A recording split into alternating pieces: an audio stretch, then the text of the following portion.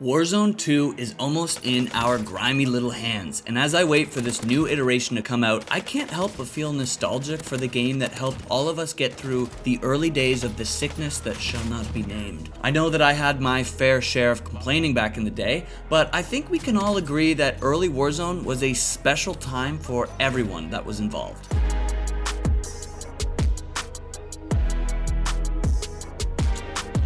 We're only going to be talking about the OG Warzone, before Cold War was integrated. All the footage is from my very first YouTube videos, so if you think that I suck, that's because I do. Now, this isn't going to be a comprehensive review of the traditional Warzone, it's more of a love letter to the game that we will never get to play.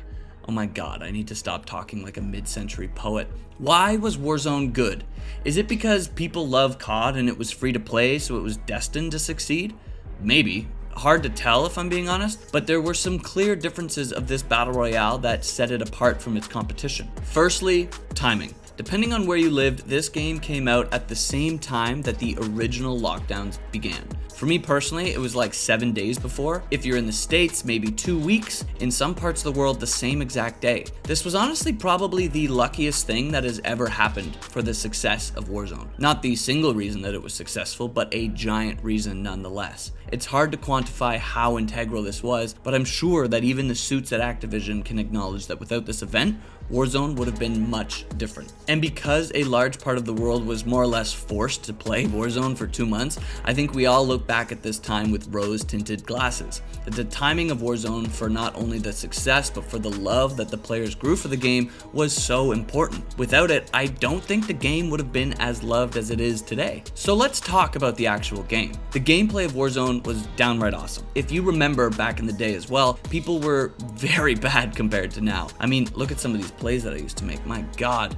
The game is completely different now. But back then, the gameplay was still considered fast-paced. Maybe not as fast as Apex Legends, but if you compared it to PUBG, Warzone was quick.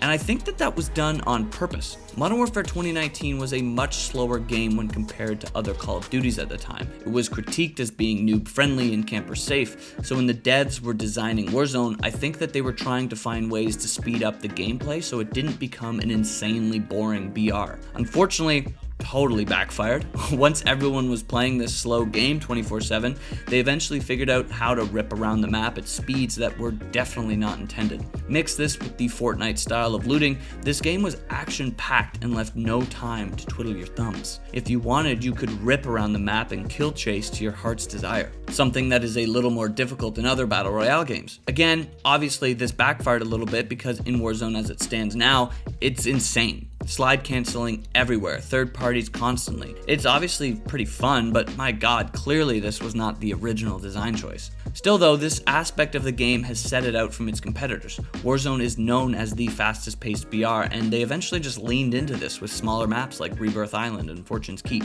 Another thing that differentiated Warzone from its competition was its vast gun collection. Another thing that ended up going a little overboard and almost breaking the game, the original Warzone had so many fun and unique weapons that it really felt like you could use almost anything in the game. Now, because of those goddamn greedy YouTubers always trying to tell you which guns are better, we eventually did fall into a pretty predictable meta fairly quickly. However, even when the Grau was dominating Warzone back in the day, you could still fight it off with an M4, a Kilo, an M13. The game was very balanced and the early metas weren't actually broken. It just felt like that because everyone used them. And that pretty much rang true throughout the life cycle of Warzone. You can still use the Grau in the current state of traditional Warzone. There are a few guns that they nerfed into the ground, but for the most part, the balance isn't horrible. This wide range of weapons in the early days of Warzone was amazing and made for a wide range of gameplay. You could snipe from extreme distances, use an SMG for those up-close engagements, and use an AR for the medium range. Honestly, by the end, there was a pretty heavy assault rifle meta that just kind of took over. However, I still remember the MP5 and AX50 build that I had and was pretty decent for a long time in Warzone. Which brings us on to the main reason Warzone stood out as a battle royale. Loadouts. With over 30 weapons in Warzone, without loadouts you wouldn't have been able to use a quarter of them. So not only were they necessary for you, the player, to get to use whatever gun you wanted without too much complexity and randomness, they also were another main reason Warzone stood out from the competition. With the addition of loadouts in Warzone, the playing field was leveled. There was less advantages than other BRs, less randomness, which meant that more often than not, the better player would win. Now, I'm not saying that I hate all BRs that don't have loadouts. I used to play Apex Legends, and I think it's one of the most consistently good battle royales of all time. I actually love looting for attachments. But in Warzone, if you had your loadout, you were just as prepared to fight as any other player. And for a casual game, that's a very fair system. There wasn't as much pummeling or snowballing as other games. Now, obviously, you could make an argument for other games' way of doing things, but the point remains. Loadouts in Warzone made the game much more fair, assuming that you were blessed enough to get one. If you weren't, well, then the game wasn't so fair and you died pretty quickly. All in all, there are plenty of reasons the original Warzone was successful, but at the end of the day, it had that magic Call of Duty feel. It's the reason people buy the new COD each year, even though many of those people claim to hate the game. There's a magic winning formula, one that is difficult for players or content creators to explain.